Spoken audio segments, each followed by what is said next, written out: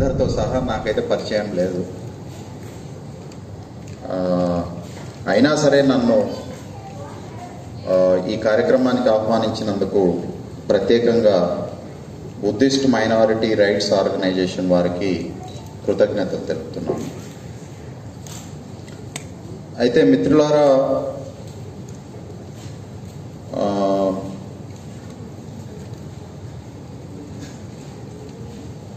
అంటే కొన్ని విషయాలు జీవితం లోపల ఎట్లా ఉంటాయంటే మనం వాటిని ఎందుకు ఫాలో అవుతూ ఉంటామో కూడా మనకు తెలియకుండా మనం చేసేస్తుంటాం. దానికి నేను ఒక చిన్న ఎగ్జాంపుల్ చెప్తాను. నేను బుద్ధిస్ట్ మ్యారేజ్లు చేసే ప్రతి దగ్గర ఈ ఉదాహరణ గ్రామాల్లో ఉన్నటువంటి వాళ్ళకు చెప్తూ ఉంటాను. అది ఇక్కడ కూడా చెప్పదలుచుకున్నాను. ఫర్ ఎగ్జాంపుల్, మా గ్రాండ్ ఫాదరు చనిపోయారు, మా తాతగారు చనిపోయారు. చనిపోయినప్పుడు జనరల్గా మాలామాదిగా గూడాల్లో అని అంటే సావు పుట్టుకలు చాలా పెద్ద సెలబ్రేషన్ ఉంటుంది. ఉన్న తక్కువ దాంతో అయినా కూడా చాలా పెద్ద ఎత్తున సెలబ్రేషన్ అనేది ఉంటుంది. సో అందులో భాగంగా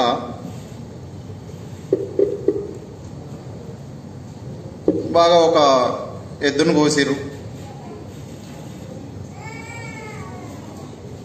బొక్కలు ముక్కలు అన్నీ ఉంటాయి.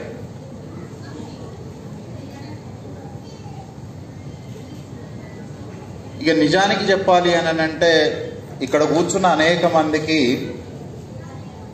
ఎద్దును కోసినాడు నాకు తెలిసి చాలా పెద్ద పండగ మాలామాదిగా కూడా. మీరు బుద్ధిస్టులు అంగీకరించినా అంగీకరించకపోయినా చిన్న పిల్లలకు నాన్ వెజ్ ఉన్న నాడు ఊర్లో ఎంత పెద్ద పండగ ఫీలింగ్ ఉంటుంది అని అంటే ఇంక ఏది వాళ్ళ జీవితంలో అంత ఆనందాన్ని నింపలేదు. అయితే పిల్లలు పెద్దలు మాత్రమే కాకుండా జంతువులకు కూడా ఆ రోజు చాలా బాగా ఆనందంగా ఉంటుంది. కుక్కలు కొట్లాడుతుంటాయి చూడండి. బొక్కలున్న దగ్గర కుక్కలు కొట్లాడేదాన్ని చూస్తే ఇట్ ఈస్ సిమిలర్ టు మాలామాదిగాస్. మనం కూడా అట్నే కొట్లాడుకుంటుంటాం. అయితే మా తండ్రి ఏం చేశాడు అని అంటే బంతి భోజనం ఏర్పాటు చేసిన తర్వాత కూర్చొని తింటుంటే ఇంట్లో ఉన్న పిల్లి వచ్చి తింటున్న వాళ్ళ ఇస్తారాకులో తినడానికి ప్రయత్నం చేసింది. మా తండ్రి ఏం చేశాడు అని అంటే ఆ పిల్లిని తీసుకొని పోయి ఒక గంప కింద కమ్మి పెట్టండి అని అంటే నేను పోయి ఏం చేశానంటే ఆ పిల్లిని పట్టుకొని తీసుకుపోయి దాన్ని ఒక గంప కింద కమ్మి పెట్టాను. భోజనాలన్నీ అయిపోయినాయి, ఎక్కడి వాళ్ళు అక్కడ వెళ్ళిపోయారు. ఆ తర్వాత మా ఫాదర్ అరే ఆ పిల్లిని గంప నుంచి తీయమని అన్నాడు. నేను తీసిన వదిలిపెట్టాను. ఒక 20-30 ఏళ్ల తర్వాత నేను హైదరాబాద్కు వచ్చాను. మా తండ్రి మరణించాడు. మళ్ళీ అతి సహజంగానే బొక్కలు ముక్కలు ఉంటాయి కాబట్టి నా మైండ్ సెట్ ఎట్లా ఫిక్స్ అయిపోయి ఉన్నది అని అంటే నేను మా తాత చనిపోయినప్పుడు జరిగినటువంటి ఒక కార్యాన్ని చూసి అలా చెయ్యాలి, అట్లా చేయటం అనేటటువంటిది పితృదేవులకో మరణించిన వారికో ఏదో ఒక విలువనియటము అనేటటువంటి అర్థం లోపల నేను అనుకుని ఏం చేశానంటే హైదరాబాద్కు వచ్చిన తర్వాత పిల్లి లేదు, మళ్ళీ ఊరికి వెనక్కి వెళ్ళిపోయి మా తండ్రి గారి దిన కార్యక్రమం చేసేటప్పుడు ఊరిలో మొత్తం తిరిగి పాత చుట్టాలంతా పట్టుకొని ఒక పిల్లిని హైదరాబాద్కు తీసుకొని వచ్చి ఇక్కడ భోజనాలు చేస్తున్నప్పుడు ఆ పిల్లిని గంప కింద గమ్మేసేసి భోజనాలన్నీ అయిపోయిన తర్వాత మళ్ళీ పిల్లిని నేను వదిలేస్తాను. ఈ కార్యక్రమాన్ని నా కొడుకు చూస్తాడు. నా కొడుకు అప్పటికి పోయి అమెరికాలో ఉంటాడు. ఒక లండన్ అమ్మాయినో ఒక అమెరికా అమ్మాయినో because of his education, because of his migration అమెరికాకు పోయాడు. వీడు నేను మా తండ్రికి ఏం చేస్తా ఉన్నానో గమనించాడు కాబట్టి వీడు అమెరికాకు పోయిన తర్వాత మా తండ్రి మరణించిండని నా కొడుకు ఆ అమెరికన్ వాషింగ్టన్ మార్కెట్ మొత్తం వెతికి ఒక పిల్లిని $1000 కొనుగోలు చేసుకొని ఆ పిల్లిని తీసుకొని వచ్చి ఈరోజు మా తండ్రి గారి దిన కార్యక్రమం అని చెప్పి వాడు అక్కడ తట్ట కోసం తిరిగి ఎందుకంటే తట్టలు థర్డ్ వరల్డ్ కంట్రీస్లో ఉండేటటువంటి ఉత్పత్తి వస్తుంది. ఇక అమెరికా చాలా అడ్వాన్స్డ్ ఎకానమీ కాబట్టి అక్కడ తట్టలు దొరుకుడు కష్టం కాబట్టి ఇండియా నుంచి తట్ట కోసం సంబంధం లేని చుట్టాన్ని అప్పటికప్పుడు చుట్టరికం ఏర్పాటు చేసుకొని ఈ తట్టని అమెరికా తీసుకోకపోవడానికి ఒక $50,000 అట్లా ఖర్చు చేయించుకొని అక్కడ మళ్ళీ నా కొడుకు నా దినాల రోజు దాన్ని తట్ట కింద అమ్మేసేసి కార్యక్రమం అయిపోయినాక వాడు వాని అమెరికన్ భార్యకు విషయం చెప్తుంటాడు. అంటే మా దేశంలో మా తాత చనిపోయినప్పుడు మా తండ్రి పిల్లిని తట్ట కింద అమ్మాడు, ఓకే, మా నాయన చనిపోయినప్పుడు మా తండ్రి పిల్లిని తట్ట కింద కమ్మి పెట్టాడు, ఇప్పుడు మా తండ్రి చనిపోయాడు, నేను కూడా పిల్లిని తట్ట కింద కమ్మి పెట్టాలి, ఎందుకంటే ఇది భారతీయ ధర్మం లోపల గొప్ప సాంప్రదాయము, ఈ సాంప్రదాయం చేయకపోతే మా తండ్రి ఆత్మ పైన ఉండి ఘోషిస్తుంది అని. Oh it is great culture అని చెప్పి నా కొడుకుతోటి అంటా ఉంటుంది అక్కడ. అంటే మిత్రులారా, మన జీవితం లోపల చాలా సందర్భాల లోపల మనం కొన్ని పనులు ఎందుకు చేస్తామో కారణం లేకుండా కారణం తెలియకుండా మనం చేసేస్తూ ఉంటాం. ఇది చాలా పెద్ద ఎత్తున బ్రాహ్మణిజం అనేటటువంటి ఒక విధానం లోపల ఉంది. అయితే బౌద్ధం లోపల కూడా నేను ఈ 10-12 సంవత్సరాల నుంచి సుమారు ఒక 50 నుంచి 60 బుద్ధిస్ట్ మ్యారేజెస్ నేను చేశాను, నా చేతుల మీదుగా చేశాను. ఈ పెళ్లిళ్ళ లోపల కూడా కొన్ని మీనింగ్లెస్ యాక్టివిటీస్ కనిపిస్తూ ఉంటాయి. అయితే బౌద్ధ మహాసభకు బుద్ధ జయంతికి పిలిస్తే బౌద్ధంలో ఉన్న లోపాలని ఎత్తి చూపుతున్నాడు అని మీరు అనుకున్నప్పటికీ నేను మాత్రం చెప్పకుండా ఉండటానికి నేనేం వెనక్కిపోను. దానికి ఒక ఉదాహరణ ఏంది అని అంటే, మొదట మన స్పీకర్ గారు మాట్లాడినట్టు బౌద్ధము ఈ నేలపైన పుట్టుకొని వచ్చింది, కానీ ఇక్కడ బుద్ధిస్టులు మైనారిటీలు అయిపోయారు. మిగతా ప్రదేశాల లోపల బౌద్ధం మెజారిటీ అయింది, మిగతా మతస్థులంతా కూడా మైనారిటీలు అయ్యారు. అంటే మతం అనేటటువంటి విషయాన్ని ఒకసారి పక్కకు పెట్టేస్తే, లేదా మతం ఒక దగ్గర మెజారిటీ అయితే ఎట్లా ఉంటుంది, మైనారిటీ అయితే ఎట్లా ఉంటుంది అనడానికి చాలా ఉదాహరణలు ఉన్నాయి. భారతదేశం లోపల ముస్లింలు, క్రైస్తవులు మైనారిటీలు, సరే ఇప్పుడు బుద్ధిస్టులు కూడా మైనారిటీ. వీళ్ళపైన మెజారిటీ మతస్థుల యొక్క దాడి, నిరంకుశత్వము, అనేక రకాలైనటువంటి హింస ఇవన్నీ జరుగుతూ ఉంటాయి. మైనారిటీ మతస్థులైనటువంటి ముస్లింస్, క్రైస్తవులు, ఇతరత్ర వాళ్ళు వాళ్ళ హక్కుల కోసం ఫైటింగ్ చేస్తూ ఉంటారు. మీరు శ్రీలంకలో ఇప్పుడు ఏం జరుగుతుందో బహుశా టీవీ లోపల చూసి ఉండవచ్చు. శ్రీలంక లోపల సింహాల అనే ఒక జాతి బుద్ధిస్టులుగా కన్వర్ట్ అయ్యారు. అశోకుడి యొక్క కొడుకు, అశోకుడి యొక్క కూతురు భారతదేశంలో పుట్టినటువంటి బౌద్ధాన్ని ప్రపంచానికి వ్యాప్తం చేసేటటువంటి క్రమం లోపల శ్రీలంక కూడా పోయారు. అక్కడ బౌద్ధం ఏర్పాటు చేయబడ్డది, కానీ మనం ఆ బౌద్ధాన్ని సింహాల బౌద్ధము అని పిలుస్తాం. ఈ సింహాల బుద్ధిస్టులు గత 50 ఏళ్లుగా శ్రీలంకన్ చరిత్రను చూస్తే నాకు తెలిసి ఆసియా ఖండం లోపల ఈ బుద్ధిస్టులంతా హింసావాదులు మరెవ్వరూ ఉండరు. రెండవ ఉదాహరణ మయన్మార్ అనేటటువంటి కంట్రీ ఉంది. మయన్మార్ అనేటటువంటి కంట్రీ లోపల రోహింగ్యాస్ అనేటటువంటి ముస్లిమ్స్ ఉన్నారు. వాళ్ళు మనుషుల్ని చంపి మేక జంతు మాంసాలని ముక్కలుగా పోగులుగా పోసి ఎట్లా నరుక్కొని తింటారో అనేటటువంటి ఇమేజెస్ని ఇండియా లోపల కూడా దుష్ప్రచారం చేసి తీసుకొని వచ్చారు. ఆ దేశం లోపల కూడా ఈ మైనారిటీల పైన ఈ మయన్మార్ బుద్ధిస్టులు చాలా పెద్ద ఎత్తున హింసని ప్రయోగించి ఉన్నది. అయితే నేను ఇప్పుడు మాట్లాడుతున్నటువంటి ఈ విషయాలన్నీ కూడా కేవలము నా ఊహ నుంచి, నా అభిప్రాయం నుంచి మాత్రమే మాట్లాడుతున్నటువంటి విషయాలు కావు. ఇట్లాంటి అనేక విషయాల్ని బాబాసాహెబ్ అంబేద్కర్ బౌద్ధాన్ని స్వీకరించడానికంటే ముందు చెప్పి ఉన్నారు. అంటే ఒక మతము మైనారిటీ అనేటటువంటి, మెజారిటీ అనేటటువంటి భావన వచ్చిన తర్వాత మన అభిప్రాయం మాత్రమే దేశమంతా ఉండాలి, మిగతా అభిప్రాయాలు ఉండకూడదు అని. బాబాసాహెబ్ అంబేద్కర్ బౌద్ధాన్ని ఒక మతంగా కాకుండా ఒక విలువగా ఆయన ఎట్లా స్వీకరించాడు అనేటటువంటిది ఇంపార్టెంట్. అంటే మన వాళ్ళల్లో కూడా చాలా మంది దేశం మొత్తం మనం బౌద్ధం చేయాలి అని, దేశం మొత్తం బౌద్ధం చేయాలి అని అంటే ఈడ నిలబడి ప్రార్థన చేయటం, ఈడ నిలబడి ఒక శ్లోకం చదవటము, ఇంకేదో చదవటము, అది కాదు. బాబాసాహెబ్ అంబేద్కర్కి బౌద్ధము అని అంటే ఒక మతంగా మాట్లాడుతూ ఉన్నప్పటికీ బౌద్ధము అనేటటువంటిది మానవుడి యొక్క విలువ. చాలా సందర్భాల లోపల నేను మాట్లాడుతున్నప్పుడు చెప్పేది ఏంటిది అని అంటే, అనేక మంది అనేక రకాలుగా మార్క్స్ ఒక ఆధునిక నవీనమైనటువంటి మానవుడి గురించి మాట్లాడాడు అని, ఈ రాష్ట్రం లోపల ఈ హైదరాబాద్ లోపల నవీన మానవుడిని క్రియేట్ చేసేటటువంటి ఒక తాత్విక సిద్ధాంతాన్ని కార్ల్ మార్క్స్ సృష్టించాడు అని చెప్తారు.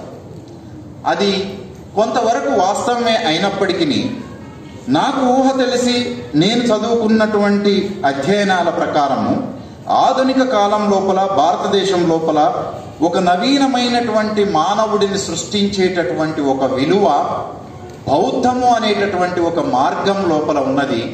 ఈ మార్గాన్ని ప్రతి ఇండివిజువల్ కూడా తన జీవితంలోకి తీసుకోవాల్సినటువంటి అవసరాన్ని చెప్పాడు తప్ప దేశాన్ని మొత్తంగా బౌద్ధ మతం చెయ్యాలి అనేటటువంటి ఇంటెన్షన్ బాబాసాహెబ్ అంబేద్కర్ది కాదు. నేను ఇంతకు ముందుగా చెప్పినట్టుగానే ఏదైనా ఒక భావన మెజారిటీ కాబడిన తర్వాత దాని నుంచి ఉండేటటువంటి కాన్సిక్వెన్సెస్, ప్రమాదాలని కూడా మనం అంచనా వేయాలి. అదే శ్రీలంకలో జరిగింది, అదే మయన్మార్లో జరిగింది, ప్రపంచం లోపల అనేక దేశాల లోపల అది బౌద్ధమైనా సరే, కమ్యూనిజం అయినా సరే, క్యాపిటలిజం అయినా సరే, హిందూయిజం అయినా సరే, ఇస్లాం అయినా సరే, ఇంకా ఏ మతమైనా సరే, అది మెజారిటీగా రూపొందించబడిన తర్వాత, అది మెజారిటీగా మారబడిన తర్వాత అది ఇతర వాటిని అంగీకరించగలిగేటటువంటి ఒక సెన్సిటివ్నెస్ అనేటటువంటిది ఎట్లా కోల్పోతుంది. అట్లా కోల్పోకుండా ఉండేటటువంటి ఒక బౌద్ధాన్ని గతంలో భారతదేశంలో ఉండినటువంటి బౌద్ధ ప్రభావానికి, గతంలో భారతదేశంలో ఉండినటువంటి బౌద్ధానికి అంటే భిన్నంగా బాబాసాహెబ్ అంబేద్కర్ ఇచ్చినటువంటి బౌద్ధాన్ని ఆయన మరణం తరువాత మనం పిలుస్తున్నటువంటి బౌద్ధం ఏంటిది అంటే ఇది నవయాన బౌద్ధము అని అంటారు. ఏంటిది ఇది? నవయాన బౌద్ధం. ఇది థేరవాద బౌద్ధమో ఇంకో బౌద్ధమో ప్రపంచంలో పాటిస్తున్నటువంటి రకమైనటువంటి బౌద్ధం కాదు. సో ఇది నవయాన బౌద్ధం. నవయాన అంటే ఒక కొత్త మార్గం. బౌద్ధానికి ఇప్పుడు మీరు మాట్లాడుతున్నట్టుగా 2600 సంవత్సరాల చరిత్ర ఉంటే, ఈ 2600 సంవత్సరాల చరిత్ర లోపల బుద్ధుడు జీవించి ఉన్న కాలం నాటికి మినహాయిస్తే బుద్ధుడి అనంతరము బౌద్ధం అనేక రకాలైనటువంటి మిస్ఇంటర్ప్రిటేషన్ కు గురి కాబడింది. అంటే తప్పుడుగా సూత్రీకరణ చేయబడి ఉంది. ఈ తప్పుడుగా సూత్రీకరణ చేయబడినటువంటి బౌద్ధాన్ని మొత్తం కూడా సవరించి బౌద్ధానికి ఉండేటటువంటి ఒక ఎసెన్స్ ని మొట్టమొదటిసారిగా భారతదేశం లోపల థియరైజ్ చేసినటువంటి వాడు బాబాసాహెబ్ అంబేద్కర్.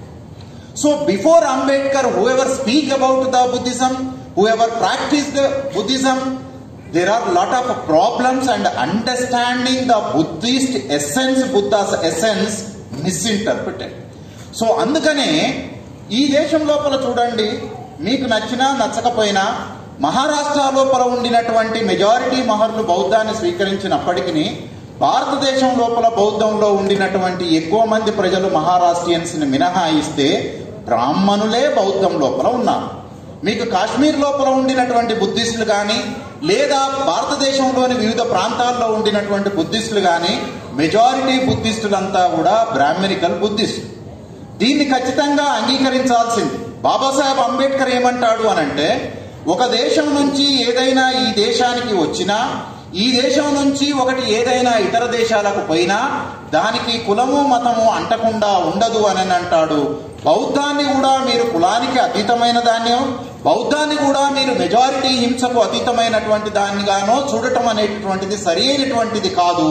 బాబాసాహెబ్ అంబేద్కర్ బౌద్ధాన్ని బుద్ధుడు యాజితీజ్గా చెప్పినట్టుగా చూయించడం కొరకు తీసుకొని వచ్చినటువంటి ఒక గొప్ప రచనే బుద్ధ అండ్ హిజ్ ధమ్మా అని.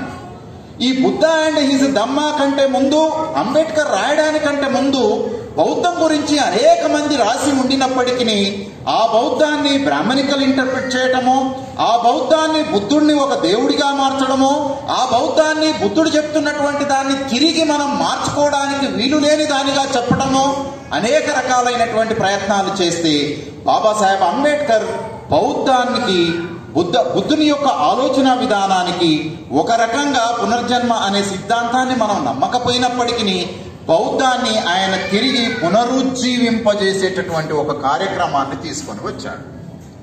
ఒక రకంగా గుప్తులు ఈ దేశానికి పాలకులుగా మారిన దగ్గర నుంచి బౌద్ధము క్రమక్రమంగా స్థానికంగా ధ్వంసమవుతూ ఇతర దేశాల్లో క్రమక్రమంగా అది అభివృద్ధి చెందుతూ వచ్చింది. గుప్తుల కాలం తర్వాత ఈ దేశం లోపల బౌద్ధానికి చరిత్ర లేదు. ఒక రకంగా చెప్పాలి అని అంటే బౌద్ధానికి ఒక చీకటి చరిత్ర అనేది గుప్తులు ప్రారంభమైన దగ్గర నుంచి మొదలుకొని బాబాసాహెబ్ అంబేద్కర్ బౌద్ధాన్ని స్వీకరించే నాటి వరకు ఈ దేశం లోపల బౌద్ధానికి ఎటువంటి చరిత్ర లేదు. ఆ రోజు నుంచి ఈ రోజు వరకు మీరు మైనారిటీలే. ఈ ఒక్కరోజు మైనారిటీలు కాదు, గుప్తులు అధికారంలోకి వచ్చిన దగ్గర నుంచి బుద్ధిస్టులు క్రమంగా మైనారిటీలుగా మారబడ్డారు. ఇప్పటికీ మీరు మైనారిటీలుగా ఉన్నారు. రేపు ఒకవేళ మీరు మెజారిటీ కాబడిన తర్వాత బాబాసాహెబ్ అంబేద్కర్ ఏదైతే కోరుకున్నాడో మెజారిటీ అనేటటువంటిది ఒక ప్రమాదకరమైనటువంటిది.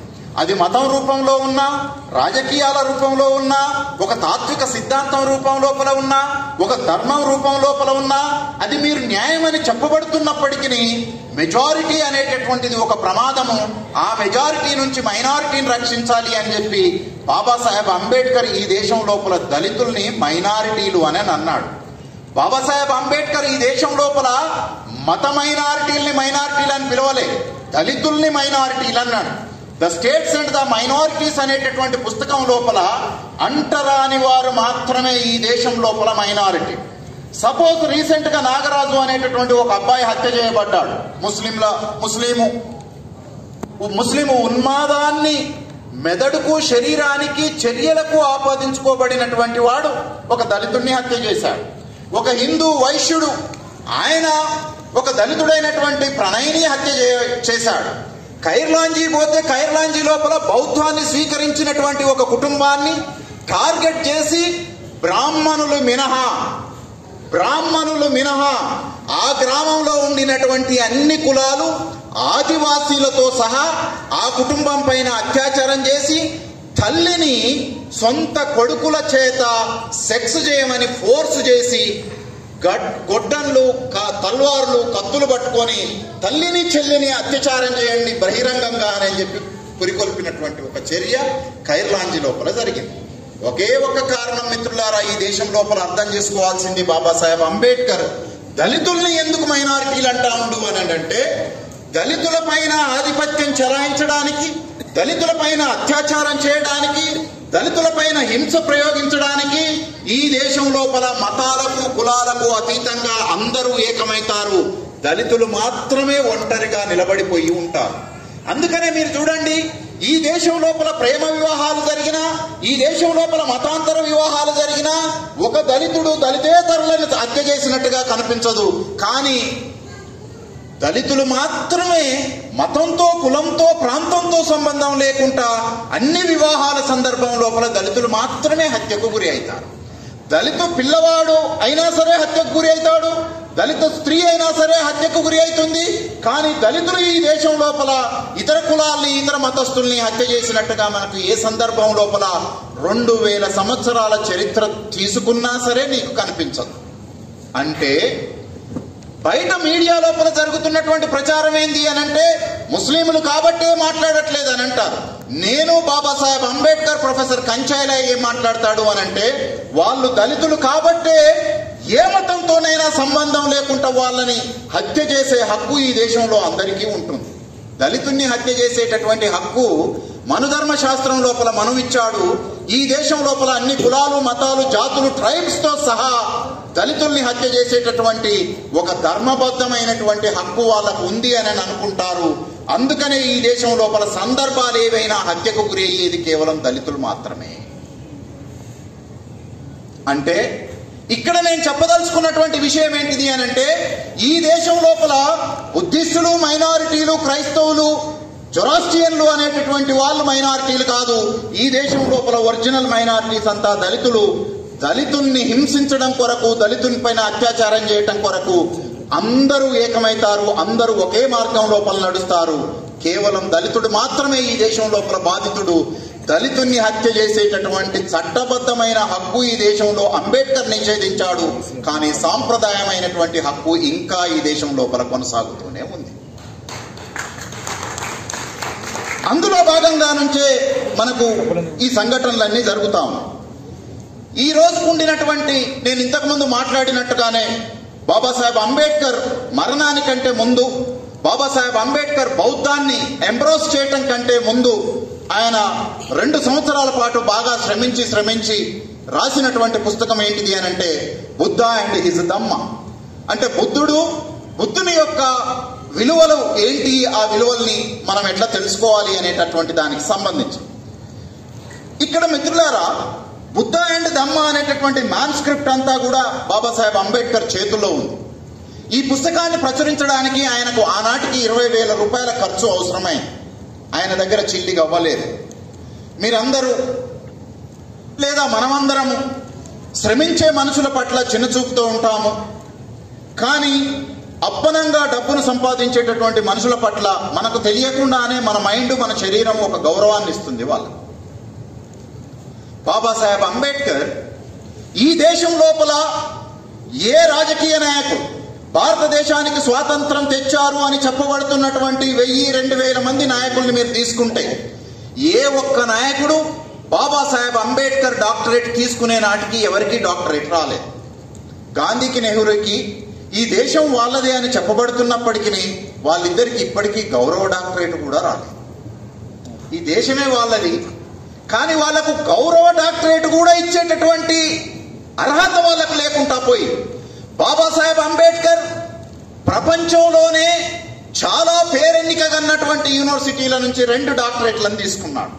ఒకటి Columbia university, 2 London school of economics. ఇప్పటికీ లండన్ స్కూల్ ఆఫ్ ఎకనామిక్స్ నుంచి చదువుతున్నటువంటి వాళ్ళంతా ఈ ప్రపంచం లోపల దేశాలని, రాజ్యాలని ఏలేటటువంటి కుటుంబాలకు సంబంధించినటువంటి వాళ్ళు. మీరు పాకిస్తాన్లో సగం మంది ప్రధానమంత్రులు, భారతదేశం లోపల ఉండినటువంటి ప్రధానమంత్రులు, వాళ్ళ బిడ్డలు, వాళ్ళ మనవళ్ళు, మొత్తం ఆసియా ఖండంలో ఉండినటువంటి సంపన్న కుటుంబాలకు సంబంధించినటువంటి ధనవంతులంతా కూడా లండన్ స్కూల్ ఆఫ్ ఎకనామిక్స్ నుంచి ఇప్పటికీ చదువుకోవడానికి ప్రయత్నం చేస్తూ ఉంటారు.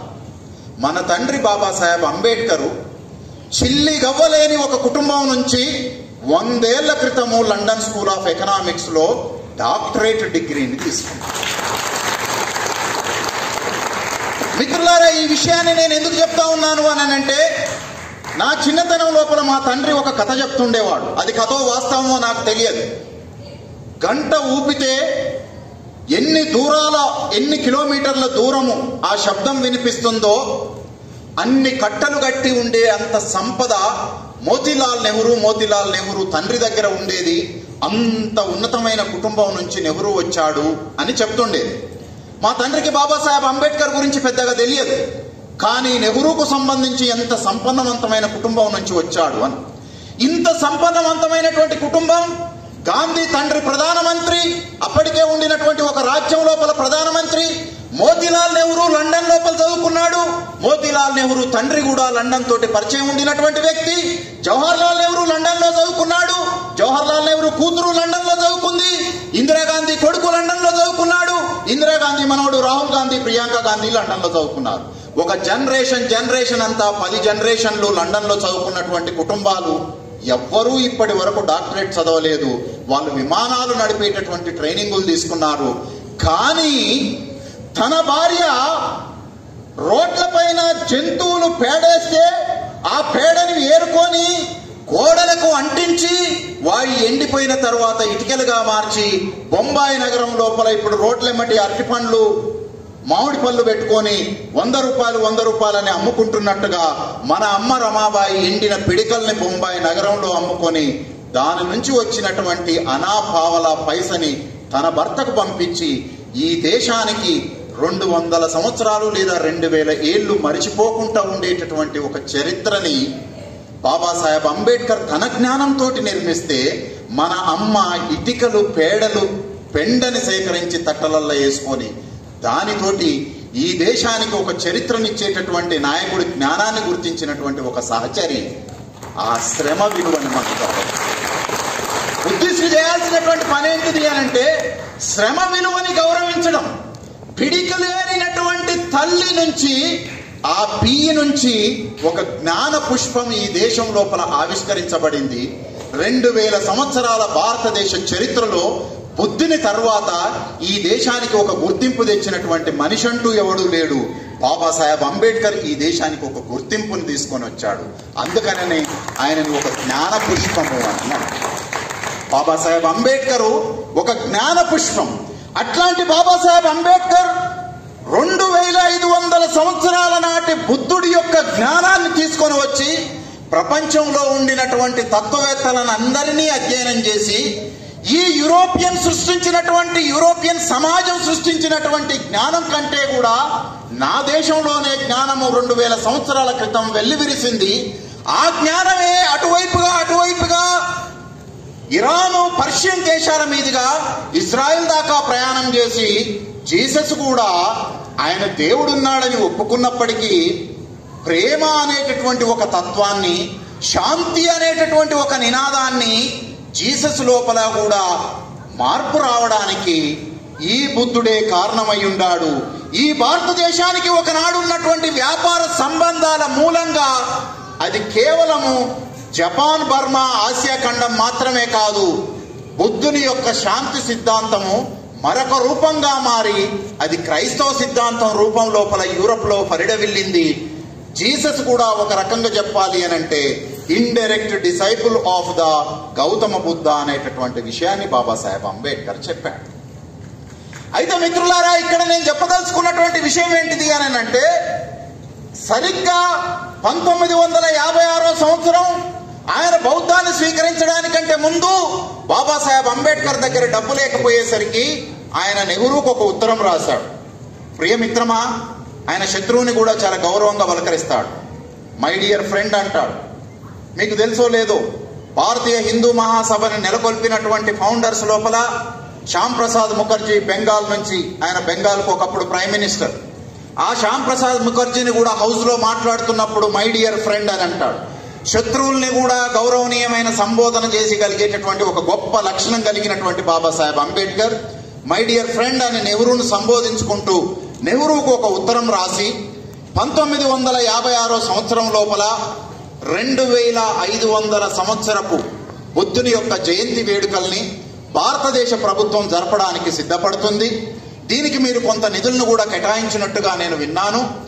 ఈ 2500 సంవత్సరాల సందర్భంగా నేను బుద్ధుడి యొక్క జ్ఞానాన్ని, బుద్ధుడి యొక్క తత్వాన్ని భారతదేశానికి పరిచయం చేయటం కొరకు నేను ఒక పుస్తకం రాశాను. ఈ పుస్తకాన్ని ప్రచురించడానికి నాకు 20,000 ఖర్చు అవుతుంది. కాబట్టి మీరు ఏదైనా సహకారం ఇస్తే బాగుంటుంది అనేటటువంటి ఉద్దేశంతో నేను ఈ ఉత్తరం రాస్తున్నాను అని అన్నాను. దానికి వెరీ నెక్స్ట్ డే నెహ్రూ గారు సమాధానం రాశారు. ఈ సమాధానం లోపల ఆయన రాసినటువంటి విషయం ఏంటిది అని అంటే, బుద్ధ పూర్ణిమ కోసం కేటాయించినటువంటి బడ్జెట్ అంతా కూడా అప్పుడే ఫినిష్ అయిపోయింది. దేనికి ఎంత కేటాయించాలి అనేటటువంటి బడ్జెట్ అలొకేషన్ కూడా పూర్తి అయిపోయింది. వారి దగ్గర ఏమాత్రం సింగిల్ గవ్వ కూడా పైసలు ఉండకపోవచ్చు. కానీ మీరు ఈ బుద్ధుని యొక్క జయంతి వేడుకలు జరపడానికి అవసరమైనటువంటి ఒక కమిటీ ఏర్పడింది. ఆ కమిటీ యొక్క చైర్మన్ సర్వేపల్లి రాధాకృష్ణ. ఆయనకు మీరు కాంటాక్ట్ చేస్తే ఆయన మీకు ఏదన్నా సహకారం అందించవచ్చు అని చెప్పాను అని. ఇంకా ఆయన ఏం చెప్పాడు అని అంటే, జయంతి వేడుకలు జరుగుతున్నటువంటి చోట విదేశాల నుంచి వచ్చేటటువంటి అనేక మంది స్కాలర్స్ ఉంటారు. భారతదేశంలో బుద్ధుని చరిత్రను తీర్చుకోవాలనేటటువంటి మనుషులు ఉంటారు. కాబట్టి మీరు సొంతగా ప్రచురించుకొని ఒక స్టాల్ పెట్టుకొని మీరు అమ్ముకోవాల్సిందిగా నేను కోరుతున్నాను. మేము ప్రభుత్వం తరపున ఎన్ని కాపీలు కూడా మేము కొనలేము. ఎంత దానికి అడిగిండానంటే బాబాసాహెబ్ అంబేద్కర్, నేను ప్రచురించిన బుద్ధ అండ్ హిజ్ ధమ్మా లోపల 500 కాపీలు మీరు కొనుక్కొని ఈ దేశంలో ఉన్నటువంటి లైబ్రరీలకు, ఈ దేశంలో ఉన్నటువంటి స్కాలర్స్కు మీరు వీటిని పంపిణీ చేయండి అని అడిగాడు. 500 కాపీల్ని మేము ఎట్టి పరిస్థితుల లోపల కొనలేము, మీరు అక్కడ స్టాల్లో పెట్టుకొని అమ్ముకోండి, మేము అంతకంటే ఎక్కువ చేయలేము అని అన్నారు.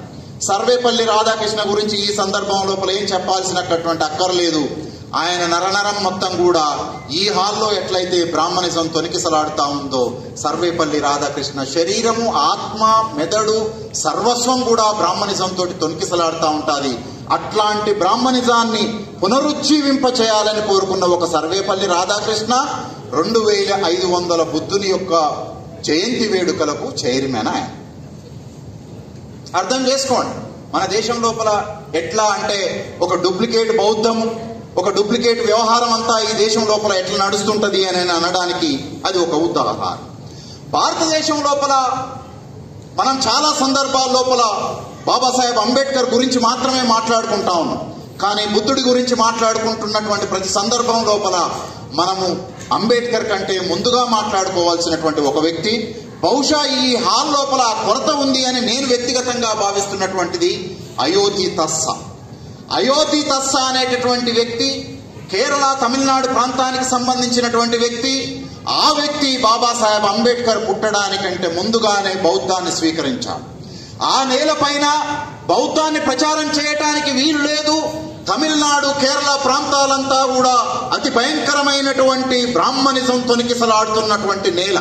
ట్రావెన్కోర్ సంస్థానం, మీకందరూ కూడా ట్రావెన్కోర్ లో ఏమో ఉంది అని చెప్పి యూట్యూబ్లలో రకరకాల వీడియోలు వస్తూ ఉంటాయి. ఆ ట్రావెన్కోర్ రాజ్యం లోపల శూద్ర స్త్రీలు జాకెట్లు వేసుకోకూడదు. ప్రతి వారానికి ఒకసారి జాకెట్లు వేసుకున్నారా లేదా స్త్రీలు అని చెక్ చేసి నీ రొమ్ముల సైజ్ ఎంత ఉంది అని ఆలోచించి, పెద్ద రొమ్ములు ఉన్నట్లయితే ఎక్కువ ట్యాక్స్, చిన్న రొమ్ములు ఉన్నట్లయితే తక్కువ ట్యాక్స్ వేసేటటువంటి బిల్ కలెక్టర్లు వచ్చి ట్యాక్స్ వసూలు చేస్తున్నటువంటి ట్రావెన్కోర్ సంస్థాన బ్రాహ్మణ ధర్మం నడుస్తున్నప్పుడు అయోతి తస్సా ఆ నేల మీద బుద్ధుడు చెప్పినటువంటి ఒక సమానత్వ విలువ, అది ధర్మం కంటే కూడా మనం విలువ అనే అర్థం లోపల వ్యక్తికి ఒక విలువనిచ్చినటువంటి భారతదేశపు ప్రాచీనమైనటువంటి సిద్ధాంతం. ఆ అయోతి తస్సా ఒక బౌద్ధ మహాసభని నడపడానికి ప్రయత్నం చేస్తే, ఇట్లాగానే కొద్ది మందితోటి నడపడానికి ప్రయత్నం చేస్తే, అక్కడ ఉండినటువంటి ఆధిపత్య బ్రాహ్మణ సామాజిక వర్గాలు అంగీకరించకపోతే వేలాది మందిని తరలించి ఈ నేల మీద, బుద్ధుడు నడయాడినటువంటి నేల మీద మీరు బౌద్ధ సభల్ని జరపనీయకపోతే నేను ఈ దేశం లోపల బౌద్ధ మహాసభల్ని నడుపుతాను అని చెప్పి 1000 పడవల్ని తీసుకొని పడవకు 10 మందిని ఎక్కించుకొని సముద్రపు నడిబొడ్డున బౌద్ధ మహాసభలు నడిపినటువంటి ఒక మహావీరుడు అయోతి తస్సా. బౌద్ధ మహాసభని నేల మీద నడపడానికి కుదరదు అని కోరుకున్నప్పుడు అయోతి తస్సా బౌద్ధాన్ని మీరు ఆపలేరు అని చెప్పి సముద్రం మీద నడిపాడు. ఆ సముద్రం పైన నడిచినటువంటి బుద్ధుని ధర్మమే ఇవాళ ప్రపంచం మొత్తం కూడా నడయాడతాం. మిత్రులారా, ఒక్క విషయం చెప్పి నేను ముగిస్తాను, ఇప్పటికే ఎక్కువ సమయం తీసుకొని ఉన్నాను. జనరల్ గా అనేక మంది ఈ ప్రపంచాన్ని విశ్లేషించడానికి, ఈ విశ్వం గురించి చెప్పడానికి 2 ప్రధానమైనటువంటి సిద్ధాంతాలు ఉన్నాయి అని అంటారు.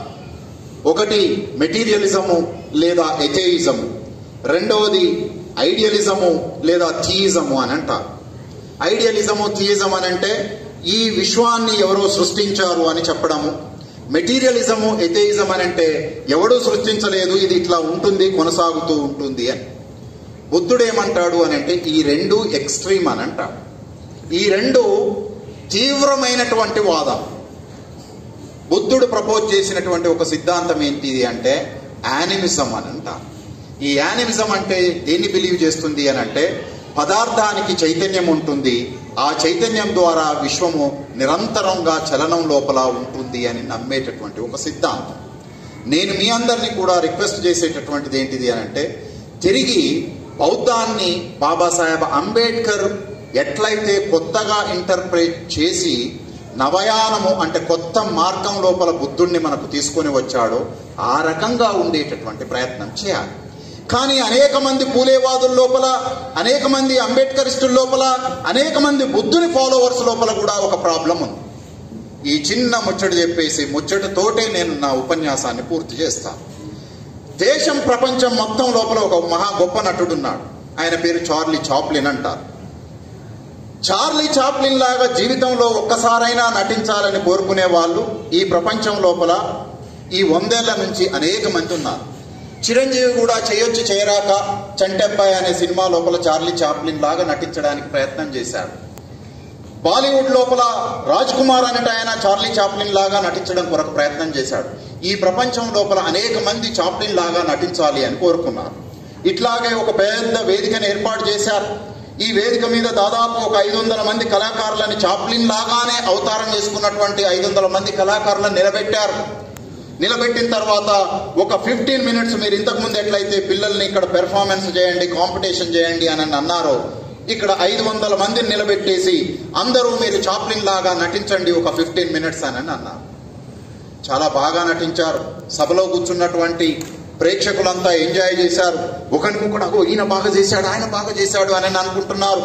మీరు జడ్జిలను ఏర్పాటు చేసేటట్టుగా కాకుండా మొత్తం జనంలో నుంచి, ఆడియన్స్ నుంచి ఏ వ్యక్తికి ఎక్కువ ఓటింగ్ వచ్చిందో తీసుకొని మొత్తం ఇక్కడ డిస్క్లోజ్ చేస్తూ, అప్పటి వరకు మాస్కులే ఉన్నాయి అందరికి, 500 మందికి మాస్కులు ఉన్నాయి. ఒకటి వచ్చిన ఆయన పిలిచిర్రు, నీ మాస్క్ తీసేవా అని అంటే అప్పుడు అతన్ని చూసేసి ఓహో ఇతన చాప్లిన్ లాగా గొప్పగా నటించాడు అని. ఇట్లా ఇంకొక ఆయన పిలిచారు, ఇంకొక ఆయన పిలిచారు, ఇంకొక ఆయన పిలిచారు. 48వ ఆయనను పిలిచారు. 48వ ఆయనను పిలిచిన తర్వాత నీకు 48 ర్యాంక్ వచ్చింది, ఈ సభలో 48 ర్యాంక్ వచ్చింది నీకు, నీ మాస్క్ కూడా దియ్యి బాబు అని అన్నారు. ఆయన పీక్తే రావట్లేదు. కారణం ఏంటిదంటే ఆయనకు మాస్క్ లేదు, ఆయనే ఒరిజినల్ గా చార్లీ చాప్లిన్.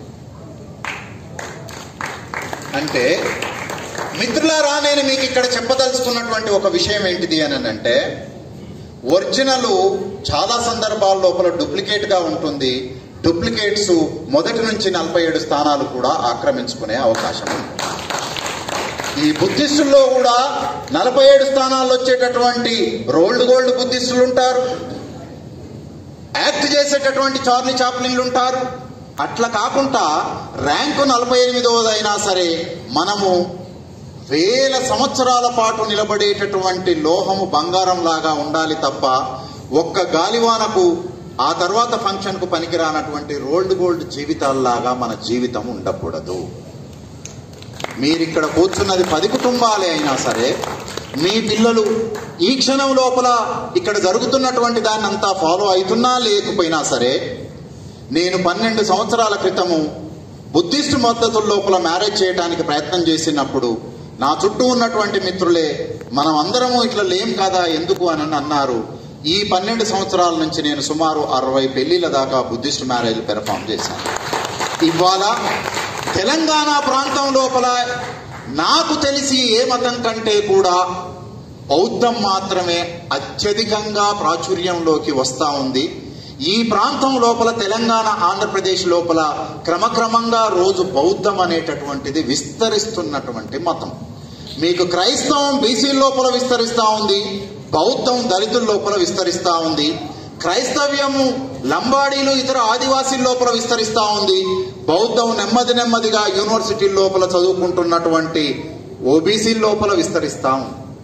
బహుశా నేను అనుకుంటున్నాను రాబోయే 10 సంవత్సరాల తర్వాత ఈ మైనారిటీ బుద్ధిస్టులే ఒక సభను జరపాలి అని అనుకుంటే నగరంలో ఉన్నటువంటి ఏ హాల్ మీకు సరిపోదు, మీకు ఒక పెద్ద మైదానం అవసరమైతుంది అని చెప్పి భావిస్తూ ఈ కార్యక్రమానికి నన్ను పిలిచినందుకు మీకు అందరికీ ధన్యవాదాలు. Thank you.